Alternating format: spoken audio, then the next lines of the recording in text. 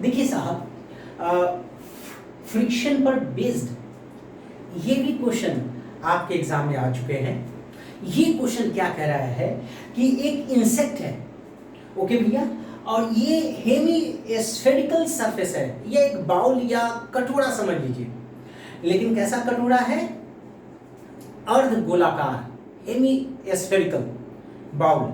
और बोल रहा है कि ये जो छोटे से इंसेक्ट हैं वो क्रॉलिंग कर रहा है, ऊपर की ओर जा रहा है, और इस इंसेक्ट के बॉडी का रफनेस और कटोरा का या बाउल का या हेमीस्फेरिकल सरफेस का रफनेस, दोनों रफनेस जाहिर सी बात है दोनों सरफेस के लिए डिफाइंड होता है भैया। तो रफनेस दिया हुआ है इंसेक्ट का, कितना दिया हुआ है भाई साहब? आपका एग्जाम दे रखा था 1/3। तो आपसे क्वेश्चन क्या कर रहा है कि बताओ साहब ये कीड़ा कितना एंगल तक जा सकता है? आपको मैक्सिमम ये कीड़ा जो होगा वो कितना एंगल तक ऊपर की ओर जाएगा, ये सॉल्व करना है। मींस एंगुलर पोजीशन निकालना है इस इंसेक्ट का। ओके, रफनेस आपको दे रखा है। तो चलते हैं इस क्वेश्चन को जल्दी से, प्लीज देख लीजिए। तो देखिए भाई, ये सपोज कीजिए भाई साहब ये कीड़ा, जाहिर सी बात है कीड़ा स्मॉल साइज है, तो इस पर नॉर्मल कांटेक्ट फोर्स ओब्वियसली इस पर जो जो फोर्स लगेगा वो आप बताइए। यानी आपको क्या निकालनी है? आपको निकालना है ये मैक्सिमम कितना एंगल तक ये कीड़ा ऊपर जा सकता है, ये क्वेश्चन निकालना है जीनियस। ठीक है भैया, तो चलते हैं इस एंगल को निकालते हैं। तो इस इंसेक्ट पर, छोटा सा इंसेक्ट है, इस इंसेक्ट पर जो जो फोर्स है वो आपको दिखाइए। तो कौन कौन फोर्स है? तो एक अर्थ लग रहा है, इंसेक्ट का mass into acceleration due to gravity. तो एक इंसेक्ट पर mg लग रहा है और एक नॉर्मल कांटेक्ट फोर्स लगेगा। तो ये नॉर्मल कांटेक्ट फोर्स कैसे लगेगा? इस डायरेक्शन में लगेगा, रेडियली। मतलब ओबियस है कि जो हेमीस्फेरिकल सरफेस है या बाउल या कटोरा का जो सरफेस है, जो बॉल का सरफेस है, वो एक नॉर्मल देगा, एक अर्थ देगा। और अब जरा ये सोचिए कि ये कीड़ा अर्थ, इस पर टेंजेंट आप खींच दीजिए पहले। ओके, इसको प्रोजेक्ट भी कर सकते हैं आप, रेडियली प्रोजेक्ट कर लीजिए, ये थीटा होगा। तो mg का इधर की ओर इन्फ्लुएंस कितना होगा? mg cos थीटा, और इधर की ओर mg का इन्फ्लुएंस कितना होगा? mg sin थीटा होगा भाई साहब। अब आप ये देखिए कि इंसेक्ट के हेमीस्फेरिकल सरफेस के पैरेलल कितना फोर्स है? mg sin theta. अब जैसे जैसे ऊपर जाएगा तो सरफेस के अलोंग फोर्स बढ़ जाएगा क्योंकि थीटा बढ़ेगा।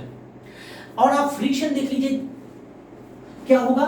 तो ये भैया जब नीचे गिरेगा, देखिए ये इस इंसेक्ट पर अर्थ इस बॉल के पैरेलल mg sin थीटा लगाएगी।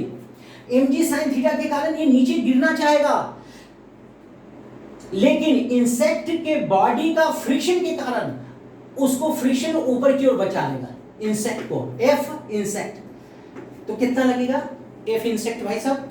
तो mu into normal force of insect. तो आप इसको सॉल्व कीजिए, म्यू और नॉर्मल कितना होगा?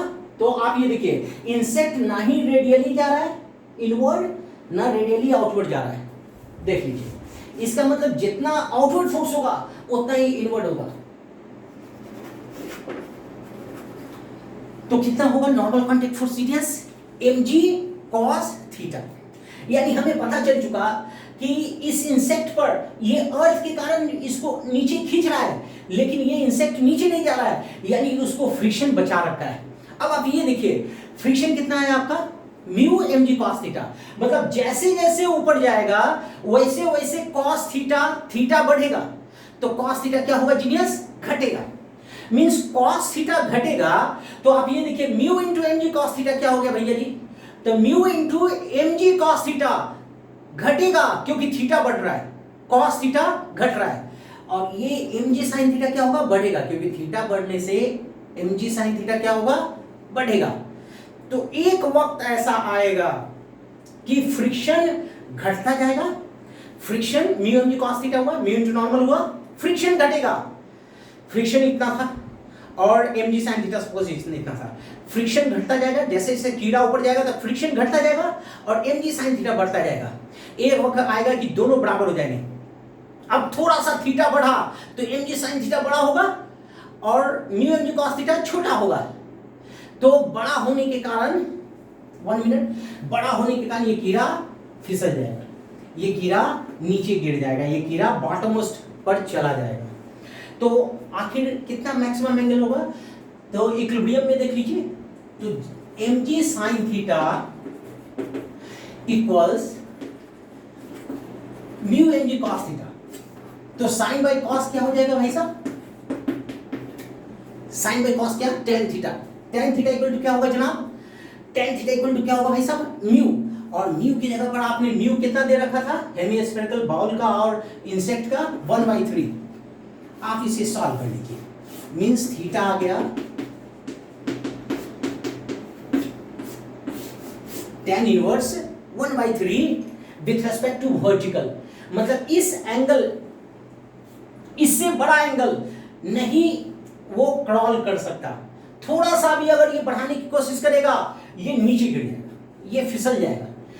क्योंकि आप समझ गए कि mg sin थीटा सरफेस के पैरेलल mg sin थीटा बढ़ रहा है और फ्रिक्शन बेचारा कमता जा रहा है। तो फ्रिक्शन कमेगा और mg sin थीटा बढ़ेगा, दोनों बराबर आएगा तो वो गिर जाएगा। देख लीजिए प्लीज इसको।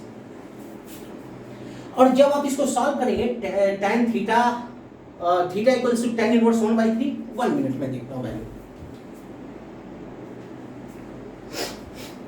देखिए भाई साहब, जब इसको सॉल्व करेंगे तो tan इनवर्स 1/3 कम्स 18.43 डिग्रीज, लगभग कितना आ रहा है 18.43 डिग्रीज। एक बार सॉल्व कर लीजिएगा। मतलब ये कीड़ा का बॉडी का और इंसेक्ट के बॉडी का और हेमिस्फेरिकल सरफेस के बॉडी का रफनेस दिया हुआ था mu equals 1/3 at up to this angle, up to this maximum angle insect will reach, okay? And if insect exceed this angle, if it